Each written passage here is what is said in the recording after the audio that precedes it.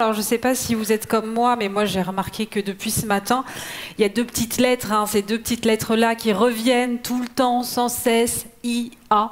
Donc, on a décidé, évidemment, de s'y arrêter, de rentrer un petit peu plus en profondeur dans ce sujet. Et c'est ce qu'on va faire tout de suite, en essayant de comprendre ce que, finalement, l'intelligence artificielle peut apporter à la création et au luxe en particulier. Je vous demande d'accueillir Stéphane Baril, Creative Senior Solutions consultant chez Adobe.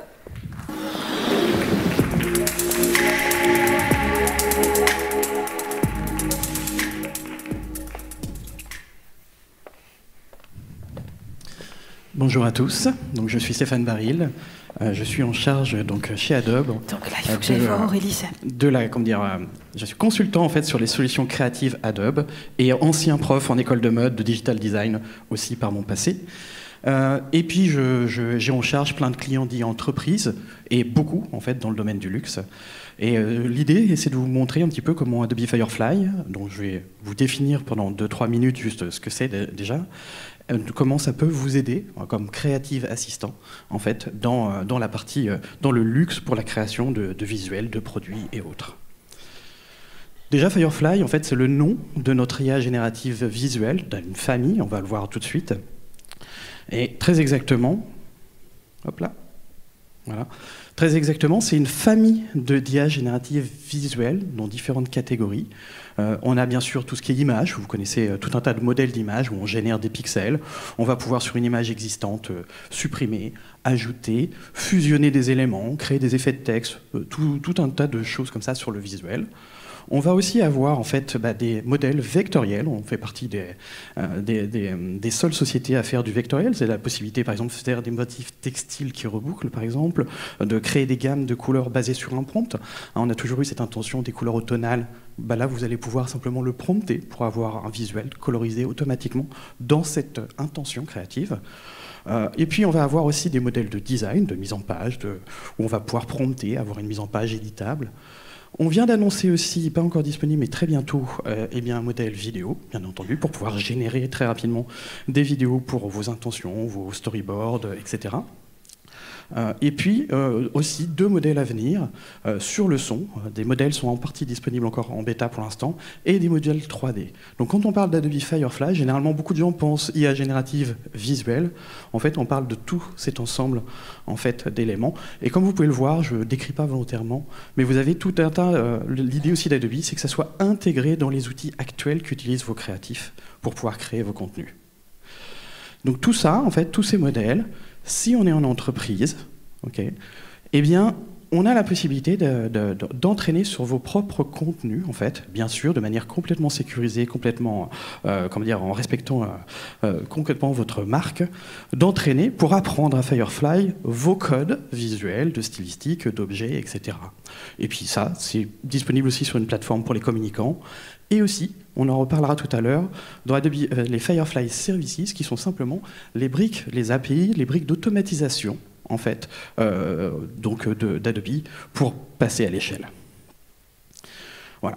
Ce qui est important aussi, c'est notre approche. On a choisi depuis le début de n'entraîner Firefly que sur des contenus sur lesquels on a les droits, on a les licences. On n'a jamais utilisé tout ce qui se trouve sur le web, ce qu'on appelle miner, ou scraper le web. On utilise uniquement des contenus sur lesquels on a le droit, des choses qui sont dans le domaine public, mais des choses aussi sur Adobe Stock, qui est notre plateforme de ressources de contenu, photos, images, vecteurs, etc. Et d'ailleurs, on donne des compensations à nos contributeurs. Et on n'a jamais entraîné, on n'entraînera jamais sur les contenus de nos clients. C'est quelque chose de très très fort chez nous et très très important. Et puis, on a aussi lancé une initiative, parce qu'effectivement, en 2019, on a lancé une initiative avec le New York Times et Twitter, avant que ça soit racheté, sur le fait de pouvoir avoir une attribution et une traçabilité sur les contenus numériques, images, audio, vidéo, par exemple. Donc ça s'appelle Content Credential, et l'initiative, Content Authenticity Initiative, il y a plus de 3500 organismes. Ça peut être des journaux, ça peut être des fabricants d'appareils photo, ça peut être... Voilà, dans l'industrie, tout un tas de personnes. Et ici, une petite vidéo sans son, volontairement, comme ça, je parle par-dessus.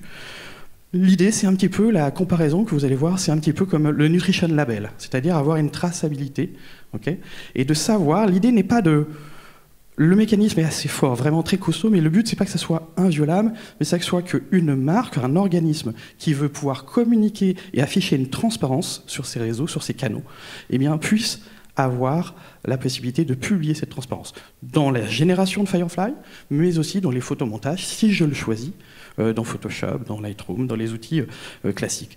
Donc là, par exemple, voilà, un petit photomontage, eh bien, la personne, du moment où on choisit de publier ça, eh bien, on va pouvoir, sur les plateformes qui le supportent, automatiquement voir en contexte d'où vient cette image, comment elle a été travaillée, est-ce qu'elle a été retouchée. Et sinon, il existe des vérificateurs en ligne, on prend l'image et on sait si jamais, eh bien, cette image, d'où vient cette image, quoi, comment. On a même montré, en technologie d'aperçu, la possibilité de pouvoir prendre même en photo un objet qui a été imprimé, par exemple, avec une image, qui a, en fait, ce content credential, eh bien, on est capable de retrouver la source de l'image, même sur quelque chose d'imprimé. Okay. Donc ça, très important pour nous, c'est cette partie un peu, bien sûr, éthique. Voilà. Et une chose qui est vraiment très forte aussi, pour laquelle Adobe a vraiment axé dans tout notre développement depuis le début, c'est de se dire que l'IA générative est au service de l'humain et ne le remplacera pas, comme Photoshop n'a pas remplacé en fait les créatifs, comme l'appareil photo n'a pas remplacé les peintres. Okay. Ça va simplement aider en fait les créatifs. Et chose extrêmement importante, je suis créatif, je viens d'école d'art, mode, j'ai écrit des livres aussi sur la bande dessinée. La vision, en fait. Je donne souvent cet exemple de films américains, de grands blockbusters américains, où il a beau y avoir un énorme budget, mais il n'y a pas de scénario, il n'y a pas d'histoire, et on en ressort, on dit « c'était un peu joli, mais so what ?» Donc la vision du créatif, quand on va prompter, quand on va guider l'IA, en fait, elle est cruciale, et elle ne remplacera jamais le créatif. L'IA elle-même n'est pas créative, par contre, c'est un outil pour les créatifs. Maintenant, voilà, c'était juste pour vous introduire un petit peu cette approche particulière qu'a Adobe dans le secteur, en fait, sur l'IA génératif. Et maintenant, regardons un petit peu, en fait, les besoins, en fait, de création de contenu pour le luxe. Et je vais vous illustrer ça d'abord par quelque chose qui paraît évident, mais lorsqu'on a une marque, on a énormément et de plus en plus besoin de contenu pour nourrir tous les canaux, nos sites commerciaux, nos sites retail, etc. Et si on prend un exemple, par exemple, là, d'une marque qui aurait 6 produits à promouvoir, si on prend cette marque et qu'on estime, par exemple, qu'il y a une dizaine en fait, de visuels à créer, de héros visuels à créer pour chacun de ces produits, on multiplie, ça fait déjà 60 images à créer. Si on multiplie ça encore par le nombre de formats de déclinaison, par exemple, de bannières, de posters, de PLV que l'on va avoir, vous voyez que tout de suite, on passe à 900 variantes d'éléments. Et si on multiplie, parce qu'on est une marque internationale, on peut arriver à des chiffres incroyables comme ça. Et nous, par exemple, pour le Black Friday, on était à 50 000, par exemple, visuels à générer. Comment on fait? Avec des équipes qui sont les mêmes en termes de taille, des budgets souvent qui se réduisent un peu. Comment on fait pour produire à l'échelle comme ça et faire en sorte en fait, que nos créatifs se concentrent sur le principal et soient même assistés sur ce principal? Donc si on prend la création en fait, de visuels, pour moi, il y a 4 grandes étapes dans la création de visuels, que ce soit pour créer un produit, du product design, ou que ce soit, par exemple, pour créer des visuels pour les campagnes, etc. Pour moi, 4 grandes étapes. La première grande étape, c'est la partie ce qu'on appelle l'idéation ou concept. On a un brief, on fait un moodboard, on collecte des informations, on fait des petits croquis, on commence à dessiner une direction. La deuxième étape, pour moi, c'est le développement de cette idée. C'est-à-dire, on va aller sur un produit développé, vraiment faire des prototypes, etc., ou sur des images, commencer à affiner la direction artistique, et puis l'idée, la finaliser. Troisième étape, c'est la création elle-même des héros visuels ou des produits eux-mêmes. Enfin, vraiment, après le prototype, on passe à la création elle-même de l'objet, la définition de la charte graphique, quels sont les cadrages clés dont on va avoir besoin, par exemple sur mon héros visuel ou sur mes bannières ou sur mes posters, etc. Quelle est la mise en page clé que je veux? Et la dernière chose, c'est la production, cette fameuse production à l'échelle que je vous illustrais tout à l'heure. Du coup, comment je vais pouvoir faire pour faire des templates, pour pouvoir automatiser, libérer de les tâches répétitives, libérer des créatifs pour qu'ils puissent se concentrer sur la vision, sur la direction, etc. Et le dernier point, après ces déclinaisons, c'est de permettre d'ouvrir la possibilité, si on automatise, à l'hyper-personnalisation ou semi, d'accord, en temps réel ou en semi-temps réel. Si on se concentre ici et qu'on voit un petit peu des réponses d'Adobe avec l'IA générative, donc Firefly, par rapport à ces 4 piliers. Quelque chose qui a été dévoilé à Max, qui n'est pas encore disponible, mais bientôt, en fait, c'est le projet qui s'appelle Adobe Concept. Je vais parler par-dessus, hein. Il y a le petit bandeau qui vous explique si vous voulez voir, mais l'idée c'est plutôt de vous expliquer un petit peu ce qui se passe. L'idée c'est que c'est un espace de brainstorming et de moodboarding infini et collaboratif. D'accord ? Bien sûr, boosté à l'IA, c'est-à-dire que là je peux amener mes propres ressources, bien entendu, les déposer, les organiser. Vous voyez qu'il y a un petit curseur avec quelqu'un qui bouge. Je peux aller chercher sur la place de marché Adobe Stock d'Adobe des images de référence, des éléments que je pourrais remixer, que je pourrais utiliser derrière. Et vous voyez qu'ici, je vais aussi pouvoir directement utiliser l'IA générative Firefly à l'intérieur de cette plateforme pour pouvoir commencer à prompter des idées, chercher des directions, remixer. Donc là, vous voyez que hop, je prends, j'essaye. À tout moment, je peux envoyer ça dans les outils professionnels d'Adobe. Et je vais pouvoir, par exemple, dire, bah voilà, prends-moi ces 3 images et essaye de me faire un remix ici. J'ai envie d'aller dans cette direction. Okay, et ça me permet voilà, d'essayer des choses, d'itérer. Okay. Cette phase d'idéation, elle sert à ça, vraiment, itérer. On valide, on invalide des pistes, on hybride, pour reprendre le mot, c'est-à-dire on mixe les influences, et notre choix, notre goût, notre vision vont driver ça. Là, c'est un aperçu du prochain modèle, Firefly, qui va permettre aussi de faire ce qu'on appelle des régions. C'est-à-dire de contrôler, de dire bah, à cet endroit-là, dans ma composition que je viens de prompter, j'aimerais avoir une guitare. Ah, finalement, plutôt ici. Ici, plutôt un tapis. Okay, de manière à pouvoir aller plus vite. Et cette notion de contrôle pour les professionnels créatifs, encore une fois, Firefly, et la cible principale, c'est les créatifs professionnels, même si on fait aussi avec les communicants. Et bien là, on va pouvoir guider. Là, par exemple, au lieu de se dire bah, j'ai mixé comme tout à l'heure, j'ai pris 3 images et c'est lui qui a mixé, je vais aussi pouvoir lui dire que dans cette image de référence-là, ce qui m'intéresse, est-ce que c'est la couleur, est-ce que c'est l'arrière-plan, est-ce que c'est la composition? Je vais pouvoir être très précis sur ce qui m'intéresse dans ce remix. Okay, donc ça, c'est assez pratique, bien entendu. Et puis, bien entendu, je peux regrouper cet espace infini sur des boards, des moodboards, bien entendu, voire même les envoyer ensuite dans Photoshop ou autre. Et vous pouvez voir, c'est un espace infini de collaboration. Si on se concentre maintenant sur la partie développement de l'idée, okay, j'ai ma première idée, j'ai mes intentions, je connais mes directions, j'ai mes gammes de couleurs, tout ça un peu en tête, et je vais développer l'idée. Donc ici, là, je suis sur le site firefly.adobe.com, et par exemple, là, donc, je prends l'exemple d'une bouteille de parfum, et j'aimerais une mise en forme assez simple, avec par exemple, des cerisiers, des fleurs de cerisier tout autour. Donc là, je fais mon premier prompt, ma première idée, voilà, pareil, j'itère avec Firefly. Et je vais pouvoir donner des réglages, dire oui, mais en fait, j'aimerais que la caméra soit en plongée. Okay, j'aimerais que ce soit un peu minimaliste dans le fond. C'est un peu trop fouillé pour moi pour l'instant, c'est pas ce que je cherche. Et du coup, je régénère. On est sur un mode ce qu'on appelle rapide. Okay, et quand on a besoin, eh bien, on va pouvoir lui demander d'améliorer la qualité au besoin, mais on veut être, pour des questions de durabilité et de flux, être dans le flux de la création. On ne veut pas attendre longtemps. On fait des rendus rapides et ensuite on améliore. Donc là, c'est exactement ce qui se passe. Donc l'idée, c'est ça. Donc là, et j'ai la possibilité à tout moment de dire cette image, elle me plaît, je vais l'utiliser comme référence. On peut aussi, par un croquis, par un photomontage rapide, ici dans Illustrator, ou par de la 3D basique, guider la composition de l'IA. Lui dire, voilà, c'est à peu près ça que je veux. Okay, je peux faire un dessin en moins précis, plus précis, voilà, vraiment, je composite très rapidement mon intention pour le guider, parce que essayer de décrire à quelqu'un, j'aimerais bien que tu mettes ça là, puis ça là, puis ça là, puis ça là, souvent il y a beaucoup d'allers-retours, là je lui dis, en fait, exactement ce que je veux comme composition, et je lui laisse un peu plus de latitude ou non, via un curseur sur la gauche. Pareil, j'améliore cette résolution, et voilà, par exemple, alors là, c'est pas l'image finale que je cherche ici, juste aussi pour le rappel, donc je suis toujours dans ma phase d'idéation, et certainement, dans le luxe, généralement, on est sur le craftsmanship, on est sur l'artisanat d'art, on veut vraiment faire. Là, je vais certainement commanditer un photographe, et ça va être l'étape d'après, pour pouvoir faire un shooting, mais il a mon intention créative, via cette image de référence. Et bien sûr, il va la réinterpréter, sinon je ne passerai pas par un artiste pour ça. Okay, une autre possibilité, c'est aussi d'utiliser la 3D. Si vous avez les objets 3D, en fait, vos doubles numériques, je vous rappelle, Adobe a une suite qui s'appelle Substance, qui est spécialisée sur la texture réaliste. Là, par exemple, voilà ce sac. J'ai la possibilité de prendre, par exemple, un cylindre ou prendre plein d'objets et de dire, cet objet-là, c'est une référence pour ma composition quand je vais générer quelque chose. Mon sac, tu n'y touches pas. Il est déjà texturé. Je ne veux pas que tu hallucines les détails de mon sac. Donc là, je suis en train de lui dire, voilà, tu génères juste un arrière-plan.